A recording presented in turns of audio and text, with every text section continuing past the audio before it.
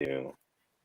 Welcome back to another installment of the Purple Rain podcast.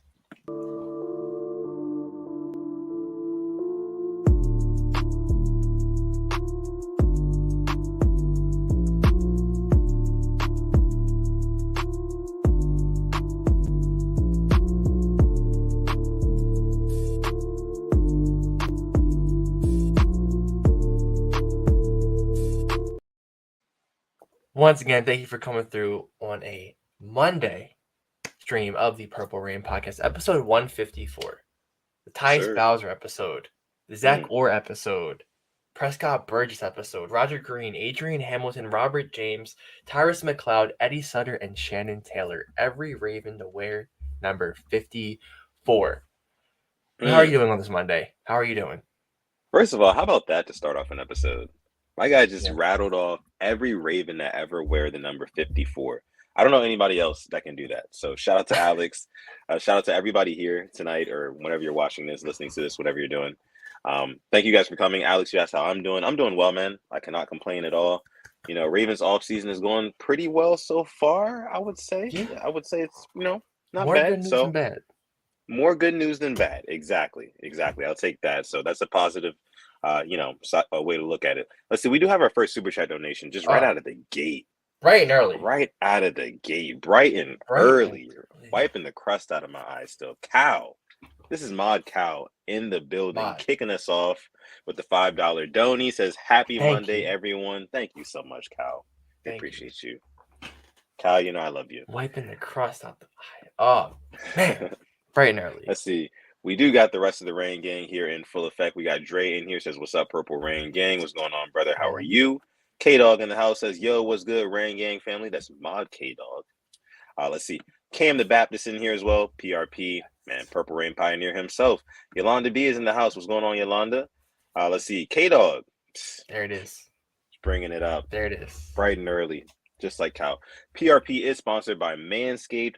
Code PRP for 20% off and free shipping. And guess what? We might as well just go ahead and break this down right now. Talk about it. Because I got something in the mail. I know you did too. Yeah.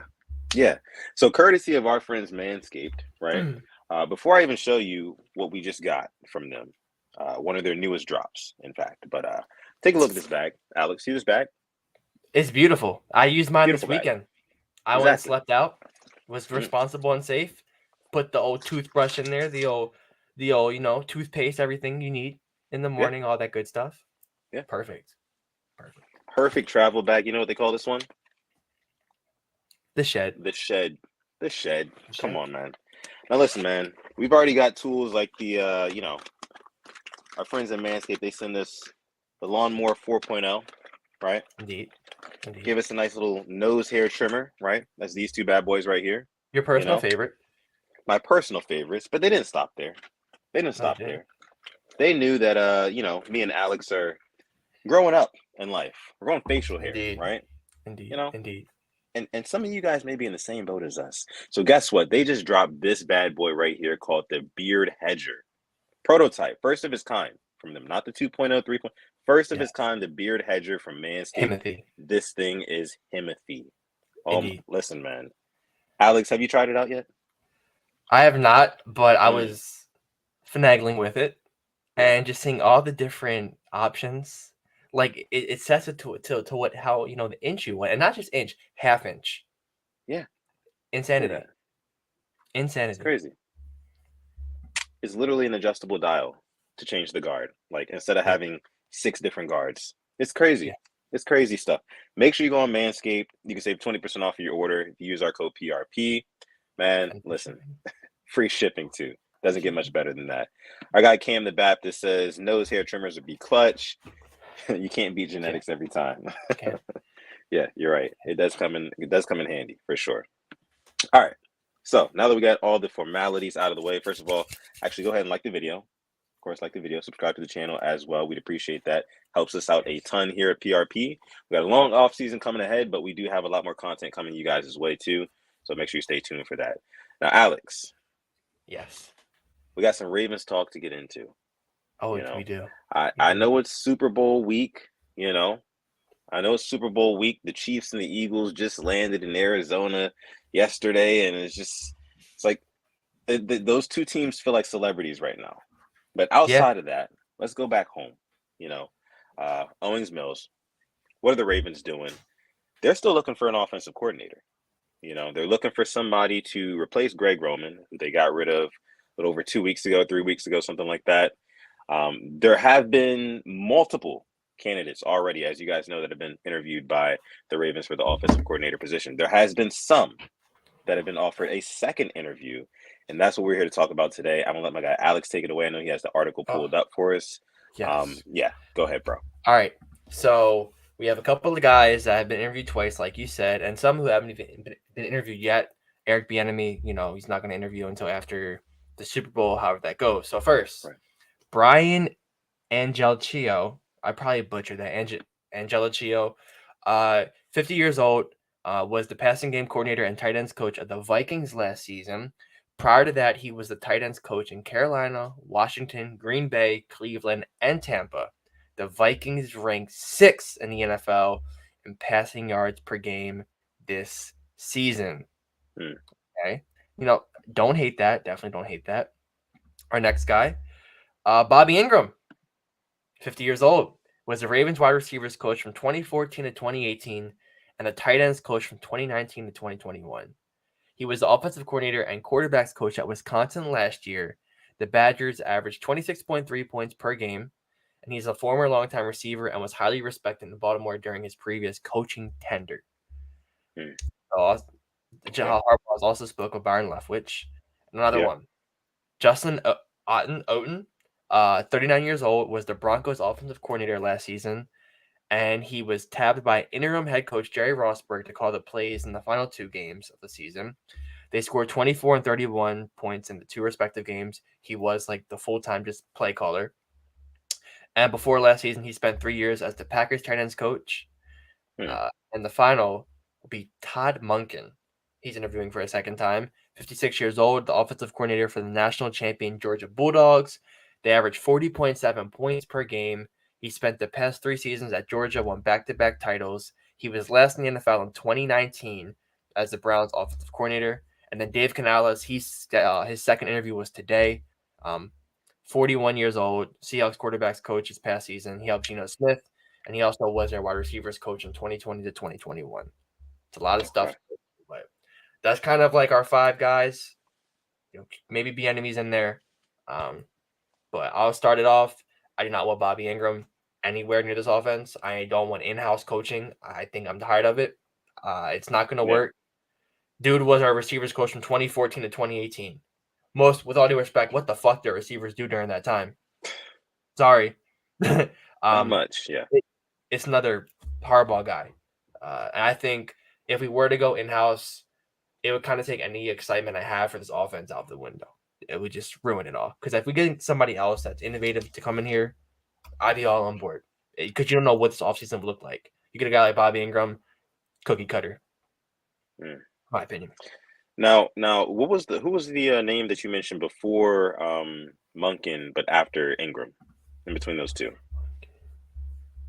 Justin Oten from the Broncos.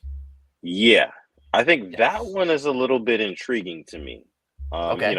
The thing that stands out to me, 39 years old, younger coach, right? I mean, I know the Broncos offense was pretty anemic for most of the season, but for him to basically turn things around when, all hope was pretty much lost at that point in the season, but for them to still be able to produce off of his play calling, that says something. Yep. I'm not going to say it means everything, and I definitely want them to keep doing their due diligence, interview a lot more guys. Hell, I mean, I want them to interview the enemy, give him a fair Mm-hmm. shot. Now, Yep. I know that he doesn't, interview well, things like that. We've heard in the past. I think he's had like, but how many head coaching interviews? Like 15, something like that. It's been a lot. Yeah, it's been a lot. Like half the teams in the league have interviewed him, and he's gotten none of those jobs. So Yeah. don't know what's up with that. Don't know how the Ravens will, react to it. I think that they'll probably conform with the rest of the league. The trend probably Yeah. won't go his direction. But in terms of all these other guys, guys I like, but not guys I love so far. Yeah. You Agree with talked you. about the Georgia coach as well, right? Yep. That I'm not too familiar with college football and what Georgia ran, like what kind of style of offense they ran this year. Who did they have at quarterback? Wasn't it Stetson Bennett? Yeah. So I mean, I'd assume since he's like an older quarterback, I'd assume they're running like a more a pro style offense. But Hmm. that's just me assuming, right? And assuming that they are, then I mean that wouldn't be a terrible idea. But at the same time, eh, I don't know. I want them to keep interviewing guys. But what do you think? Yeah, so I just pulled up this article from Dog Nation, and it's just talking about how star maker Todd Monken transformed Georgia offense, and Hmm, he ran the chameleon offense. wow, The quarterbacks having the power to make several adjustments at the line of scrimmage, from the blocking assignments to the run plays and the pass routes. Now we're talking, all right, because I hmm. think that's something we haven't seen in this offense, especially being able to change the run and the pass, how even the blocking. I mean, we called for that for how many years to make those adjustments at the line of scrimmage because we didn't have any time. Get there in 5 seconds. What are you going to do? Now, can you read through that one more time for us? Yeah, the chameleon offense. Okay. Georgia's offense is predicted on taking what the defense gives, with its quarterbacks having the power to make several adjustments at the line of scrimmage, from the blocking assignments to the run plays and the pass routes. Interesting. I think that a system like this definitely could work when you have a quarterback as dynamic as Lamar, um, who, where, if he wants to check out of a pass to a run or vice versa, I mean, he can do that and be devastating either way. But my only concern about running an offense like that is I feel like it puts more stress on Lamar, not only physically, but mentally as well. Like, I mean, you have to be, 112% cerebral, and then also at the same time be physical too. I mean, Lamar Jackson, he has the physical capabilities, but having a, and I know you have to be a high level quarterback to be able to do that, but at the same time, I just think there's a lot of responsibility on him and there's a lot on his plate. So I would rather us run a more, I would say, traditional, just I would say balanced offense. I feel like our offense hasn't been balanced for the past couple of years. I don't think we need anything special. I just think we need balance, and I think we need weapons. So any coordinator Yeah. that's going to bring us balance and consistency, that's what I want. And taking what the defense gives us, I want that too. Yeah, I mean, I'm gonna read one more bit from this article from DogNation.com if you want to take a look at anybody. They're talking about Todd Monken, his ability to craft an offense with pro style principles around his quarterback talents has a lot to do with the success of the offense, along with a formidable offensive line and abundance of skill position players. This is coming from a guy who watches film for a Georgia fan. Said he's really good at play calling and play designs. He's still underrated. And then this guy says, "What is anyone going to do if they want to line up with three tight ends? All Yeah. their tight ends can block and catch." I mean, that right there, I think, is kind of like has John Harbaugh salivating talking about tight ends because we have three tight ends: Kolar, Andrews, likely. Whatever happens with Oliver, but looking at him now, I mean, I think he wouldn't be a bad pickup. And he's also out of house, which I like. Yeah, you're kind of convincing me now. I'm not gonna I'm lie. convincing myself. I didn't even know. I didn't even look that up. That's No, I mean, I'm kind of liking the idea. The more you talk about it, I mean, it, it does sound good because in theory, we do have the weapons. We just are a piece or two away. And I think yeah, that this offseason is going to be dedicated to maybe finding that extra piece or maybe that extra yeah, second piece. So if we were to acquire those pieces, then I definitely say an offense like that could work for us. And at that point, the reason why I really like is because at that point we have a young, um, well, wait, how old is the guy again? 50. He's 50. Okay, I mean not too old, but we have a successful coach who's coming over from college, and has this plan on offense. And we also have a younger defensive coordinator as well. And I just think that kind of the new blood between the two would just mesh really well, and Yeah, I think that it's really another reason, and a reason that people aren't talking about why it's so good that Roman left is because it's going to inspire competition between the coordinators, whatever coordinator ends up being the offensive coordinator. The offensive coordinator's job is to produce on offense, have his offense, put up points. The defensive Yeah. coordinators to stop points from being Mhm. put up. So I just think that they'll want to compete. It'll be like a healthy competition, if you know what I mean. Like Yeah. that's what I'm looking forward to. So I don't know, but what else you got for me? I mean, that was it, unless we want to talk about the other coordinators, kind of talk about their offenses. But I mean, I'm looking at the Georgia. I don't want to be that fan because I love David Ajabo, but could you imagine getting Canales and having George Pickens in this offense? Sorry, somebody had to say it. I'll be the one to say it. I'll go there. Um, that would have been nice. But I Yeah, think another name intriguing to me is the Dave Canales from the Seahawks. I think I've seen a lot of good stuff about him. Um, and him getting the second interview was good. But I don't think we'll have an answer until late February. Give me like yeah. a week after the Super Bowl, week and a half. It's my I would expect it. Hmm. Eh, man, like I said, I just want them to continue to conduct these interviews with different guys because I hear a lot of guys that I like, but not necessarily anybody that jumps off of off the screen for Yeah, me right yeah. now. So like I'm still waiting for that, and and until it happens, and guys like who you're talking about, Munkin, the guy before him, I can't remember his name, who I was just talking about, the guy Oh, from the Broncos. Oten, Justin Oh, Oten, and yeah, yeah, Oten, yeah, yeah, yeah. yeah. Those two guys sound intriguing. But we'll continue to monitor that. Let me see what some of you guys are saying in the chat here. Yeah, I mean, even the while you're looking, even the Vikings offensive coordinator. I mean, they were sixth in passing last year. That's Yeah, definitely yeah. Dre brings it up. And then also the Jaguars, we requested to talk to their offensive coordinator. They blocked it. They said no, you can't talk to him. So that was pretty interesting. I Um, don't blame him. yeah, I mean, outside of the Broncos, we were looking at teams that they had success with their offenses last year, and we are trying to take one of them. So that's positive news. I mean, all in all, a lot of it is positive outside of the in-house uh, interviews. I think. Yeah. So Yolanda brings up here, says, as much as I'm interested in who will be the next offensive coordinator, I think the candidate will want to know who will be the quarterback first. Yeah, I mean, not only the candidate, but also Pro Bowl players at the Pro Bowl yesterday when Marlon Humphrey was trying to recruit. Even they were asking, like, is Lamar going to be there next year? Yeah. Um, I like the I recruiting. mean, I like that. honestly, isn't that a question that we all get as Ravens fans? I don't know about you, Alex. I mean, or honestly, I know I can speak for you too. I know people come up to you and they say, hey, look, are y'all going to pay Lamar? Are y'all going to pay Lamar? I know people ask you that question all the time because I get it a lot. I act Do you get it dumb. a lot? I act dumb. When people want to talk football, I'm like, I watch soccer because it's just like I don't want to talk about it. Yeah. Yeah. Like, do I want him back? Hell yeah. Do I think it's gonna happen?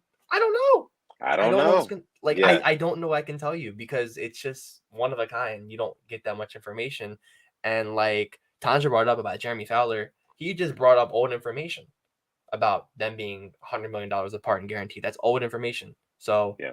like she said, no one knows what's going on except our quarterback and our front office. Yep. Yep. I always tell people when they ask me, are we going to pay Lamar or not? I just say that's a loaded question, and I just leave it at that. Like I'm Yep. not even going to Cheers to answer that. because it's just yeah. But all right, let me see.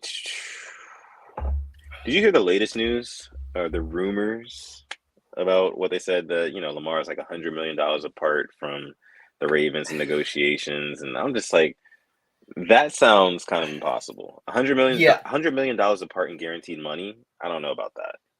Yeah, that's a load of horse baloney. Yeah. 1,000,000%. I'm not. I'm gonna try to stop cursing, but yeah, that was like we know he got offered 130 guaranteed before the season. Yeah. Um, I have a hard time believing that it's that far away. I Yeah. There's saw no way. PFF put out like a projection. It was like 6 years, 250, 206 million guaranteed. I'm like, sign that, stamp it. Let's get him back in Baltimore because I would love that. I wouldn't hate that, but yeah, just those reports are there's gonna be a lot of them coming up soon. Just get ready for Yeah. it. Definitely. Definitely. All right, let's go ahead and transition into our Yes. second topic. So the biggest needs on Yeah. offense for the 2023 season. Alex, I want to get your take on this first. What you think the biggest needs are, and then everybody watching live right now, or if you're not watching this live, you're part of the hashtag. Replay Gang. Thank you guys so much for coming through to this episode.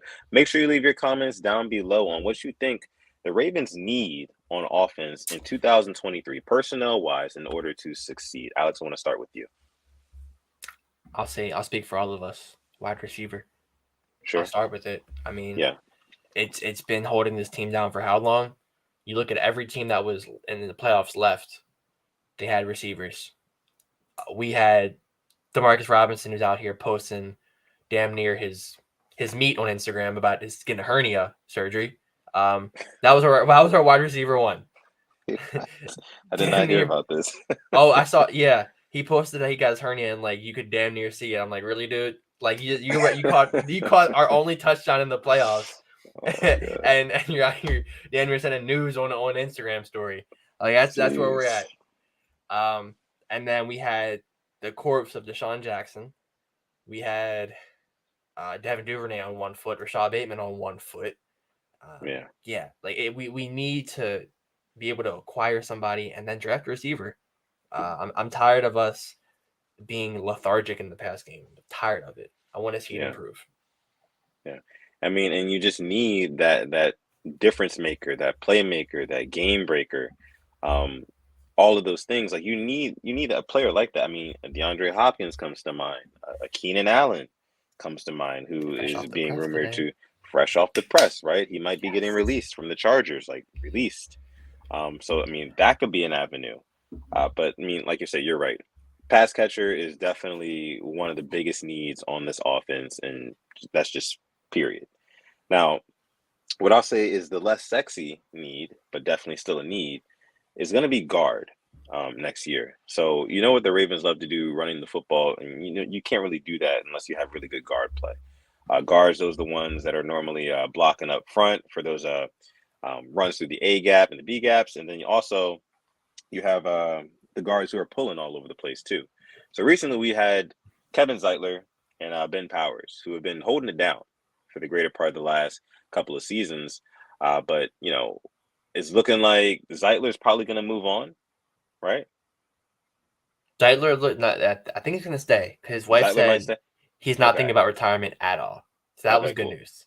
But Powers has definitely played himself out of our price Yeah. range. Unfortunately, it's been one of those situations. So that left guard spot is definitely going to be somewhere we're going to be looking at. I don't know who can necessarily just kind of plug and play and just be right there. I mean, we all wanted that guy to be, Ben Cleveland, but Yeah. don't really know how that's going to end up panning out. So I would say that that's going to be a big draft need coming up this year. Yeah. I mean, I could be a little bit of a sleeper. Bradley Bozeman did sign a 1 year with the Panthers. Hmm. He did play left guard before he moved to center. So depending what his market's looking like, I wouldn't hate that. But if it's too much, I think you go with Cleveland and you draft. I mean, Yeah. we've seen Makari can play anywhere. That's always a positive, but definitely got to draft another lineman because you can never have enough of them, just like corners. We saw it last year when we were down to like practice squad linemen. Right. Yeah. Yeah, very I mean, underappreciated, by the way. Like when you talk about like the best guards in the league, like Ben Powers was one of them, and you just don't hear about it, which I think is insane. They just don't get yeah, the love that they deserve. I think. they Sucks. don't. They don't. As a unit, they definitely get love, offensive Yeah, linemen, that is. yeah. But unfortunately, the individual, cherish isn't there. But are there any other positions that you can think of outside of wide receiver, outside of guard, that the Ravens really need in order to hell win a championship next year? I mean, I don't think tackle. I think we have Moses and Stanley were beautiful together. Falele back up. Makari can back up. Wouldn't hate taking a tackle late in the 6th or 7th round if a good one is there. Yeah. One thing I have seen is like moving on from Gus Edwards. I've seen like because of his cap number and stuff like that. I would personally hate it. I would hate moving on from Gus Edwards. But I feel like we're gonna draft a running back this year I because can I see it. think because Justice Hill he's shown special team. I think he's showing in the offense when he's given the chance. But Yeah. they love getting these running backs. Now we're just talking offense or like all together team? We're really just talking offense here. I Okay. mean, we know Then yeah. on defense what we Yeah. need there, Yeah. but on offense, like draft is coming up. Yeah. I think that the Ravens will probably try to acquire a wide receiver, whether it be through free agency or through trade. But when it comes to the draft, I mean, the other pool of positions on offense is just wide open. Definitely, like we said, I think it starts at guard, but after that, I mean, tackle, like you said, that's not a bad spot either. But outside of that, and then running back, I think we're pretty good on offense when you think about it. I mean, tight Yeah. end group is solid. Mark Andrews, Kalar, I say likely if he takes the next step.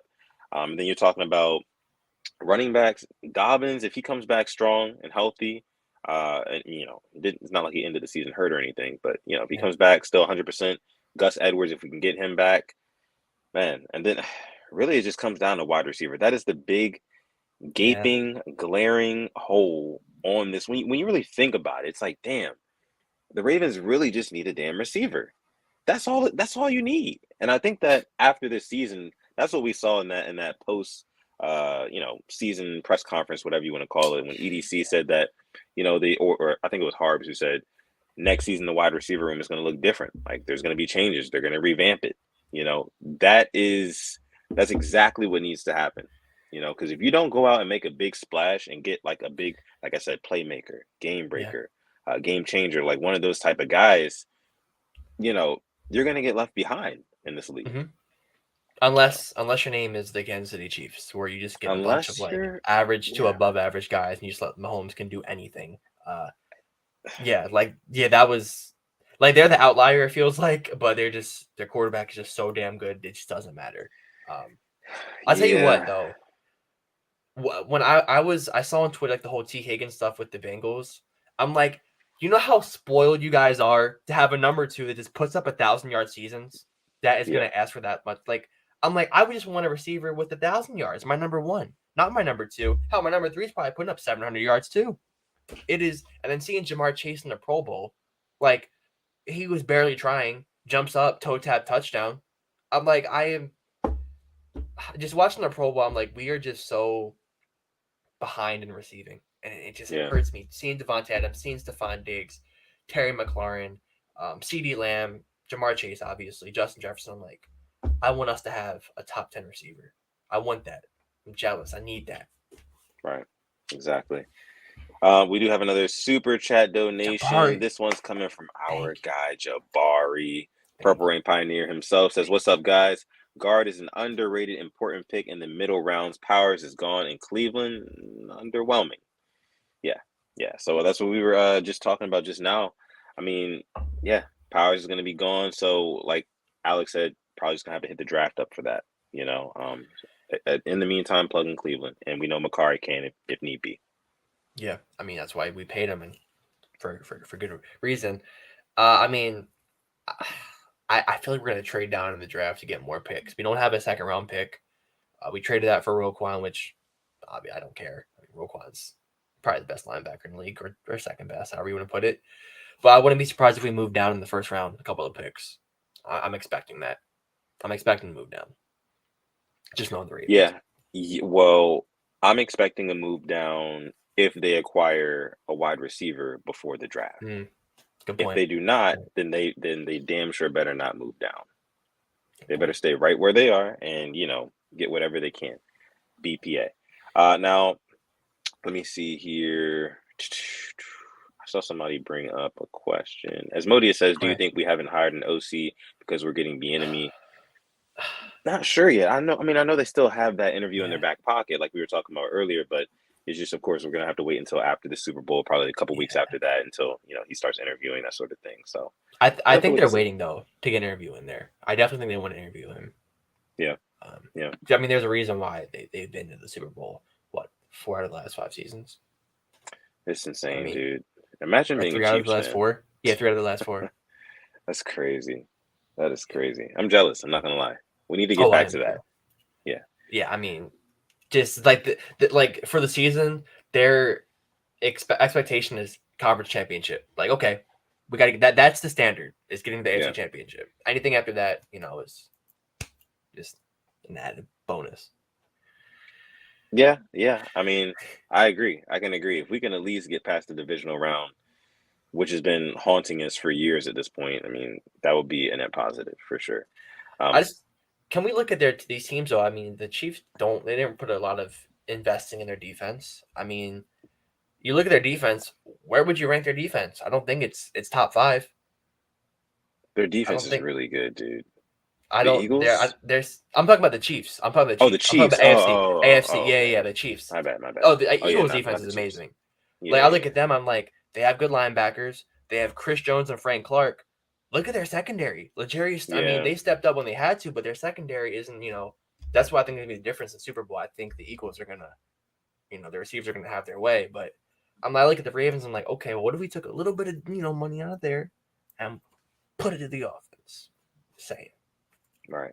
What I do you mean, know? I mean, you saw exactly what happened when Jalen Hurts got AJ Brown. I mean, we have how many quarterbacks now that we can count on our hand that, were young quarterbacks who their team handed them a big name wide receiver and then they flourished after that. I mean, so now we've got who, Tua Tagovailoa. I mean, he got Tyreek Hill. That's one of the latest ones as well.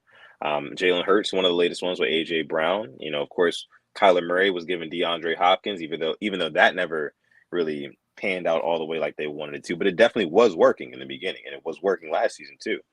Josh Um, Allen. He got Stephon Josh Allen, Diggs. Stephon Diggs. There's another one too, isn't there? I mean, Justin Um, Herbert just kind of inherited Keenan Allen yeah, and Mike Williams, but there's a lot of them. You can count them on your hand, on at least one hand, at least one full yeah, hand. probably going in your second hand too. Yeah, exactly. So Lamar hasn't gotten that yet. So long story short here, they need to go out and get somebody to give him that opportunity, period. Indeed. All right. So you were mentioning the Pro Bowl earlier. Let's go ahead I and was. talk about that. I don't know if you watched all of the Oh, I did. festivities that they had. You did? I didn't get I a chance loved to it. catch everything. So you loved it. I was going to I ask you love the Pro Bowl. how you enjoyed it. What did you enjoy about it? So I didn't like the whole best catch stuff. It felt like they wanted to be like the dunk contest. You can't catch a ball like you can dunk. Like dunking a basketball is so much more exciting than some of the catches because yeah, it's not bro getting chased and inheriting. Tyler Boyd, who was a good receiver, but for the best catch, it just felt forced. But outside of that, the Thursday night, I love the dodgeball. Like it's like it's a bunch of grown men playing a kids game, like Yeah. football is.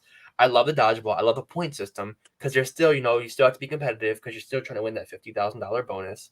Yeah. The flag football game I thought was cool because it was the quarterback was alternating. We saw Tyreek Hill playing defense. I thought that was dope. I thought like the skills challenges were pretty cool. Uh, Tyler Huntley, by the way, the precision passing. How about that? Mm. So, improve that value, Snoop. But I wasn't bored, is what I'll say. I thought it was really entertaining. I thought them having Pat McAfee on the broadcast booth was another plus. Oh The yeah. NFL went away with what they usually do, and they kind of just let them have fun, and that's what they did. They had fun, and Peyton Manning was super into it. Like having the Manning brothers, like it was very competitive, which I felt like the Pro Bowl lost its competitiveness. No, like they brought it back. I love that. Interesting. Because I actually didn't, like I said, I didn't get a chance to watch the Pro Bowl events. But I mean, a lot of people were still kind of shitting on it, though. I mean, from what I saw on Twitter, like, I mean, You know how Twitter Twitter is a wild is. place. I know. Yeah. But I Uh, mean, it's just I still think about the old days, man. I still think about the old days where it was just AFC versus NFC. Those guys were out there playing hard. It was the best of the best. yeah. It just felt it was awesome. And then you can go on Yeah. Madden. You could play AFC versus NFC. That felt great too. It's just I don't know. I don't know. Everything now is just kind of seems gimmicky, and Yeah. football is not a gimmicky sport, No. So I don't really know how I feel about it. But like I said, I didn't watch, so I have to watch next year and be fair about it, make a fair assessment of it. But that's just the get off my lawn in me. You're. I Uh, mean, but I mean, they're still all the way at the bottom with the whole All Star game. I think the MLB for me, I'm biased. I think the MLB has the best All Star game because they have the home run derby. But the thing with the MLB is like whoever wins, the All Star game, they get the home field advantage in the World Series. So if it goes to hmm, 7 games, they get that extra home game, which I that's think pretty they're cool. actually Yeah, they got to play for something. I think the NBA, they have it amazing too. The skills challenges, the dunk contest, and then the All-Star game. There's no defense, but it's just like Steph Curry just shooting threes with his eyes closed. Like I Yeah. think that's cool. The way that they I think they did the All-Star game for the NBA a couple years ago, and they made it more competitive. I think they split it up by quarter or something now. I can't remember exactly what it is, but I think it's in like 2 weeks or something. So we'll see. We do have another super chat donation. This one's coming from Adit Mahmood, What's going on, dude? longtime listener of the show. Thank you for joining the show, and thank you for donating as well. And thank you for just rocking out with us for all this time, man. Thank We you. appreciate you. It says, Bieniemy played for John in 1999. He might be the biggest friend of Harbaugh out of all the candidates. Ooh, good Maybe that's points why they're here. waiting. Maybe They that's have a why they're history. waiting. Yeah. And, a lot of these other teams that already interviewed Bieniemy, maybe they don't have a history with their Bieniemy. Yeah. Harbaugh does. Maybe there's a connection there. Who knows? We'll see. We'll Yeah. see. And I see people say, well, why would Bieniemy want to leave the Chiefs? Or why did Tom Brady want to leave the Patriots? I mean, yeah, it was the money, but go and prove it somewhere else to show that I don't need you, Andy Reid. Do I think it'll happen? I don't. I think Bieniemy's staying in Kansas City, in my heart. But that's just that people are saying, well, why would he leave? Mahomes and all that. I mean, I wouldn't either. But maybe he wants to just move on to something else, a new challenge. If they win, if they win the Super Bowl, then I think he stays. I think he stays. But if they lose, I think they might. I think he might move and go somewhere else. Okay. I'll just say that. I'll just say that. Okay. All right. That'd be something. That'd be something. So something else we saw at the Pro Bowl was one Roquan Smith, Ravens linebacker, Yeah. all buddy with former Ravens linebacker, Hall of Famer Ray Lewis. Go. So it was really cool to see those guys chopping it up, going back and forth, kind of like coaching guys from the sideline, side by side, and whatnot. And news came out that Ray Lewis was saying that him and Roquan were going to sit down in the offseason and just study film, just go over stuff, and Yeah. that sounds like a dream. To a Ravens fan who knows already what Roquan Smith is capable of. If you plug in the knowledge of the best linebacker of all time, who actually happened to play for the exact same organization, and even under the exact same head coach at a point in time, I think that's beautiful. You Yeah. know, Now me personally, I love this news, Alex. I'm going to let you get into it, but I'll just say this. I think that the main thing that is going to benefit Roquan Smith from this happening is just the fact that he's going to see the field a whole lot better, because Roquan Smith already sees the field really well, but not on the level that a guy like Ray Lewis did. I think Patrick Queen actually is seeing the field well, especially last year, as opposed to some of his previous years. But Roquan Smith is a special talent, dude. And to have Ray Lewis like side by side with him and working with him in the offseason, I think that is going to help out Roquan Smith and in turn help out Patrick Queen. And our linebacking core is going to be even better than it was last season. And that defense as a whole will be even better as well. So just music to my ears. But what did you think when you heard this? I loved it. I have kind of the article and just talking about it. Ray Lewis had been a long admirer of Roquan. When Roquan was in high school, he did attend the Under Armour camp that Lewis hosts. And Ray Lewis said he was like, this freaking kid. He said, now when he's watching him, he's saying, how can I help him get better? And said, this offseason, we're going to sit down, go through films so I can teach him little things. I love that. Now to be like that fan, Ray, where was this for Patrick Queen? All right, I like. I mean, then again, who knows? Maybe it all worked out. We got Roquan, but if they can all three of them, get a little joint, get a little group chat going, that would be the dream. That would be the absolute dream, because Queen can just play so anywhere. Like he's so fast, and Roquan, just the vision he has. I mean, I'll say I know why we don't have the patches, but I would love for just one of them to get the captain patch. Like I would love the Ravens to inherit that captain patch, because he deserves it. Roquan, I think either one of them, the way they play and how smart they are, and just hearing this, like he's at the Pro Bowl. You're supposed to have a good time. He's fully focused, and trying to get better. When he's already the best, or maybe the second, however you want to look at it, best linebacker in the league. It's insane. Yeah, definitely promising stuff. News there from Ray Lewis, straight from Ray Lewis. Man, I mean, like you said, that's going to benefit Roquan Smith and then even Patrick Quinn as well. But it would be nice if they were all working as a Yeah. unit. They just met up somewhere in the off season. They're all training together. That'd be awesome. That'd be cool.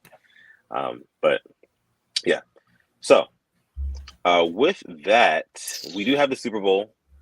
Yeah. This Sunday coming up. And on our Thursday episode, we'll talk about, who we officially think is going to win. Make our official picks. That should be Final fun. picks. Yeah. Final picks of the year, man. It's going to be a little bit sentimental for me because, it's been a long season. It's going to be a longer off season, Yeah. So this is the last one, last chance. So Yeah. hopefully we see you guys on the Thursday night episode. Now, before we get out of here, we got to do our question segment. So drop any questions you may have here. We'll take a couple before we get out of here. And if you're not watching this live and you're part of the hashtag replay gang, leave your questions down below in the comment section. We will get back to those. Remember, you can ask us anything about anything. As Modi says, could you imagine Ed Reed mentoring Kyle Hamilton? That would be nice too. But Ed Reed has so much going on right now. I don't think he's really focused on helping out current Ravens players. That man, yeah. I mean, he's not even the coach anymore. That's a whole story in itself. Yeah. But I'm glad you brought up the safeties, though, because I did post a Geno Stone video, and I got a lot of, just kind of back and forth in the comments, people saying we should let Chuck Clark go and allow Geno Stone to get more snaps. And I would love to hear anybody's thoughts on that, because I thought that was a great point. Because Chuck Clark does carry a cap hit. He obviously went out last year. Is probably one of the smartest players on this defense. Yeah. If we were to part ways, I mean, I feel pretty confident with Geno getting more playtime. I thought whenever he gets playtime, he does play pretty well. He had some blips when Marcus Williams was out, but I thought he played pretty good. How would you feel? I mean, like you said, the cap hit is there for Chuck Clark. So, I mean, I don't mind plugging and playing Geno Stone. I mean, at some point, that's what happens in offense and the defense. When you have these players who kind of tether the fence like Chuck Clark, he's a solid guy, but he's getting a little bit older. He's getting a little bit expensive, especially because he's older. So it's probably best to inject some of the new talent in there and let them get their chance. And Geno Stone, like you said, when he's gotten his chance, he's done pretty well. He's fared well for himself. So, I'm cool with him holding his own. I'm cool with Geno Stone stepping up there. We do have another question. This one coming from Cal. Cal says, thoughts on Brian Flores as new Vikings defensive coordinator? As a Raven fan, I love it. But as a neutral, I was kind of hoping he would step into the Steelers as their DC. That's what I thought. I thought he would eventually get promoted because I'm happy as a Ravens fan, but just as a neutral, him taking over that Steelers defense with TJ Watt, Micah Fitzpatrick, he would do disgusting things with that defense. I'm surprised he didn't get that promotion. I know they didn't want to let go with Terrell Austin, but I think he'll do great things for the Vikings. And hopefully they can lead them to a playoff win because they do have the talent receiving, running back. Got some good players in that defense. Sometimes just that quarterback. Kirk O'Banks. Sometimes it's always just Kirk. I remember. I'm just thinking about halfway through the season when they had those chains on them on that airplane, man. Yeah. It's time to move on from Kirk Cousins. I think you need somebody special at quarterback to win nowadays. I mean, you look at the two quarterbacks in the Super Bowl. You got Jalen Hurts. You got Patrick Mahomes. Those two guys can do special things on the football field that not a lot of other quarterbacks can do. So, Kirk Cousins, nothing jumps off the page with him. And your best receiver can only take you but so far when you've got a subpar quarterback throwing to him. Now, no shade to Kirk Cousins, but like I said, just nothing special there. Yeah. But definitely do like the move for Flores for the Vikings defensive coordinator. Now, as Modi says, who is your top offensive coordinator candidate at the moment? We were talking about it earlier. I said personally, there's a lot of guys, a lot of names out there that I don't necessarily love. Alex was convincing me on Todd Monken from Georgia in it. So I like him. I think he's a pretty good candidate from what I've heard. Definitely still want Bieniemy to get in there and interview with the team. Also, James Oten you were saying? Yep. Yep. Yeah, Yep. yeah, Yep. yeah. Yeah, him too. So definitely looking at him. But Alex, what do you think? I liked Robinson from the Rams. Haven't heard much from him. Um, I went to somebody from the McVay Shanahan tree. Uh, I made it pretty known. Canales from the Seahawks, I wouldn't hate. But Munkin, I'll tell you what, after reading that article, kind of fits what we need. Yeah, Although that 2019 Browns offense had a lot of talent: Odell, Jarvis, Baker, Chubb, Hunt. Very underwhelming. That's kind of alarming thinking about that now. But I want to say I trust them to make the right choice, but I really don't. I don't trust them to make the right choice offensive coordinator. You know, yeah. like I didn't trust them to get rid of Roman. I mean, this late. I mean, he did it, but it felt like the damage was done. Um, I just think that there just needs to be checks and balances when it comes to the hiring of whoever is getting, yeah, going to get hired for offensive coordinator. Don't let this just be a one man decision. Like, don't right. let just Harbaugh bring in just any guy. Just like, oh, that guy right there, Harbaugh. Okay, cool. Let's bring him in. No, like have like a round table discussion about it at least. Like, okay, how does this benefit the team? How does this benefit what we want to do? How does this benefit what we said we were going to do in the postseason press conference? That sort of thing. Yeah. I think all those things need to be taken into account, or else it will kind of be a slap in the face to the Ravens fan. Mhm. For example, if they get somebody who isn't qualified or at least meets our needs, so which is a passing game. We Mark see Trestman J 2.0. Basically what he's saying. J Prime says, "How do you guys feel about Sean Payton as the Broncos head coach?" Yeah, that's new news as well. We haven't talked Yeah. about that. What they gave up for him, they've given up so much of their future to win now. Bro, y'all still aren't, in my opinion, you aren't the second best team in your division. You're the third best team, I think, right now. Yeah, I wish Sean Payton the best. I like him as a coach.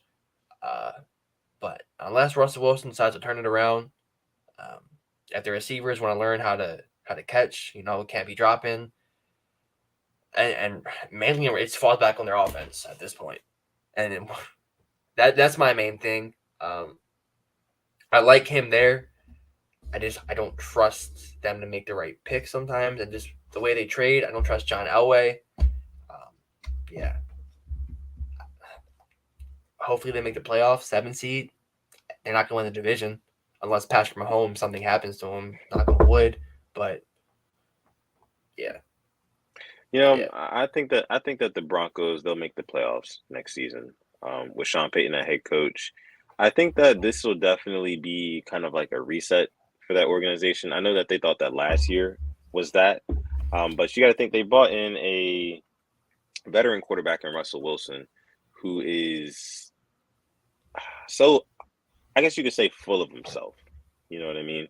And you paired him up with a young head coach who can't really tame a Russell Wilson properly. And you got what you got. But now you got Sean Payton here who is not having any of that. Russell Wilson, I'm a celebrity. I'm here to, yeah, he's not having any of that shit. yeah, He's already said in an interview that Russell Wilson, him having his own training staff and whatever at the facilities, that ain't happening while Sean Payton's kudos. there. Yeah, and kudos to him because like, what the hell is that? Like, you're supposed to be with the team. Right. But I think that Sean Payton kind of turns it around, and this is the year that Russell humbles himself, and he rebrands using that, right? And then Yeah, yeah, I'm serious, and then like they actually get pretty good. So I mean, I think they make the playoffs, kind of fall short, but I think it'll be a yeah, pretty good season for him. yeah. I mean, I'm hoping. I do like Russell. He can be corny, but just last year was a disaster. I mean, the whole Yeah, high knees on the plane. That like why that was corny. I mean, you had Justin Tucker taking the absolute piss out of you, talking about Lamar's going to lead us in high knees, Ravens flock, let's fly. Like if they run it back with the Broncos country, let's ride, they're not making the playoffs. They just nah, cannot do that again. nah. I Can't don't do think they're that. gonna. I think they're gonna rebrand. They're gonna rebrand. Let's hope so. Let's hope so. They're gonna come back. All right, let's see. Chike with the $2 donation. We appreciate you, bro, for pulling up, showing out with the donation. Says, how do you think Sean Payton will do in Denver? Like I said, I think they're going to make the playoffs next season. 7 seed. 7 seed, yeah. You got to make the playoffs. Yeah. I think giving up a first rounder for him, big. Let's see. Our guy Dre says, what are y'all thoughts on Kyrie and the Nets? Oh, so Kyrie just got traded to the Dallas Mavericks for a couple orange slices and a stick of peanut butter, to be honest with you. I mean, you're looking at, I think it was Spencer Dinwiddie and Dorian Finney-Smith. Now, I don't see how this trade really helps out either team because, like, you're losing a lot of scoring by losing Kyrie Irving, who's averaging 27 points a game. So if you're the Nets, you're losing a lot of scoring. There's going to be more responsibility on Kevin Durant to score the basketball, especially late in the season and the postseason. Dorian Finney-Smith and Spencer Dinwiddie, they give you threes on occasional nights, but they're not going to give you consistent scoring. So I don't really know how that helps them out. Now, on the Maverick side, you got Luka Doncic and you got Kyrie Irving, two very ball-dominant guards who, you know, if one of them's not scoring, the other one's going to be scoring. It's like, okay. I mean, NBA teams can keep up with that. They can keep up with that. So I don't really know what's going to come of that from either team, but I definitely think it's a net positive for the Mavs because, I mean, you have somebody now who, when Luka's tired, when Luka can't, you know, when they're doubling Luka, Kyrie can get a bucket. So I think that the Mavs won the trade. And add on to them giving away like orange slices and like peanut butter. They traded like a 7th grader, basically, like a 2029 draft pick.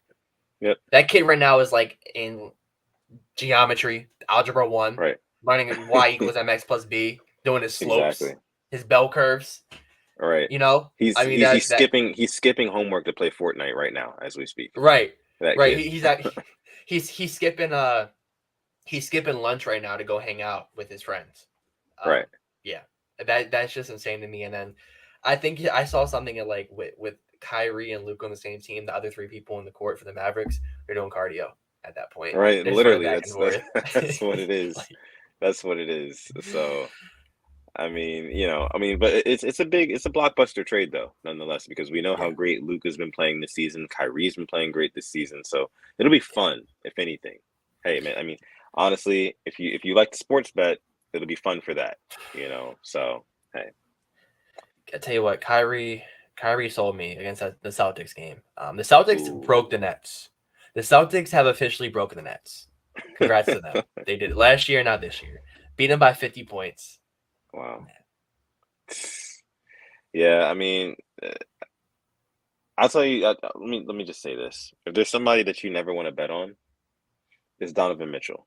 Never bet on Donovan Mitchell, like ever. Really? He's on the no bet list. Like, just don't do it because he will sell you every single time. Tobias Harris. I mean, you get what you get with Tobias Harris. But Donovan Mitchell, Evan Mobley's never let me down. Never. Yeah, he's consistent. Get you a good 10 and 8. 10 points, 8 rebounds, nice and easy. But yeah, let's see. We'll take this last question here from Be More Ravens Gunny. Shout out to you. Says, y'all got any bold takes / any major move predictions for the NFL off season? The entire scope of the NFL. I'll tell you one thing. I think that what are you gonna say? No, you go. Okay. I think Aaron Rodgers is gonna go to the Raiders. I think he's gonna go to the Raiders.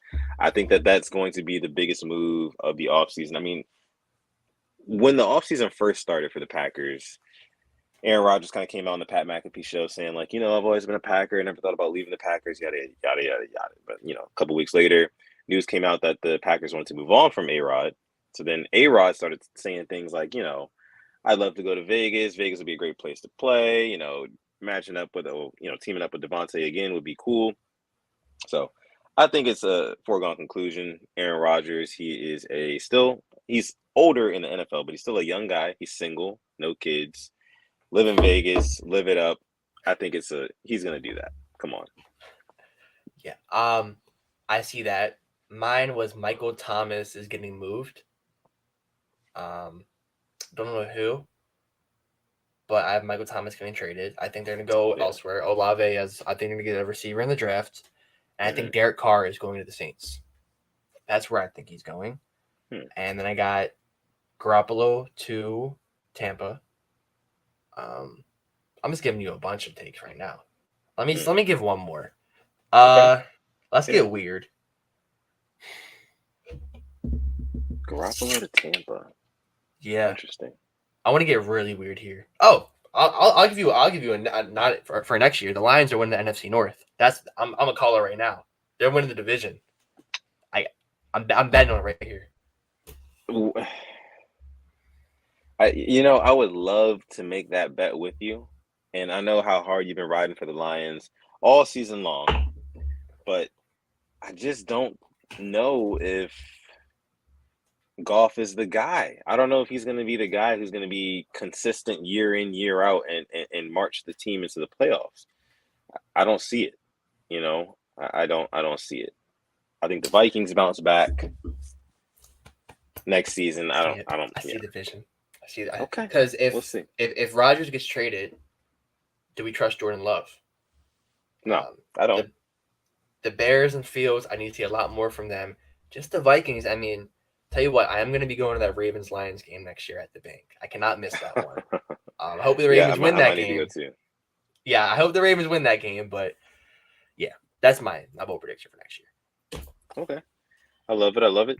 Now, listen, if you guys are watching this, in the replay game, make sure you answer this question that Be More Ravens Gunny has down below in the comment section. And before we get out of here for this stream, make sure you like this video. Please, please, please like this video. Subscribe to the channel as well if you are new. We'd appreciate that. It helps us out a ton, guys. Listen, you can find us on Instagram at the Purple Rain Podcast, like you see down below. You can find me on Twitter or Instagram at Sutton Def, right there. You can find this guy over here on Twitter at SimplyAs10, on Instagram at SimplyAs10.prod. Do not forget, you can go on manscaped.com, use our code PRP to save 20% off of your Manscaped order. They just came out with a brand new beard hedger. It's a really great product. Make sure you guys go ahead and check that out. Also, make sure you cop this bag too. The shed. It's amazing. This is my favorite thing. Make sure you cop the bag. But yeah, use our code PRP, 20% off, free shipping as well. Now, with that being said, I'm going to let my guy Alex take us out. Thank you for coming through. Episode 154 of the Purple Rain Podcast. And one more thing, remember, stay positive, test negative, and never, ever forget to call God. It's been episode 154 of the Purple Rain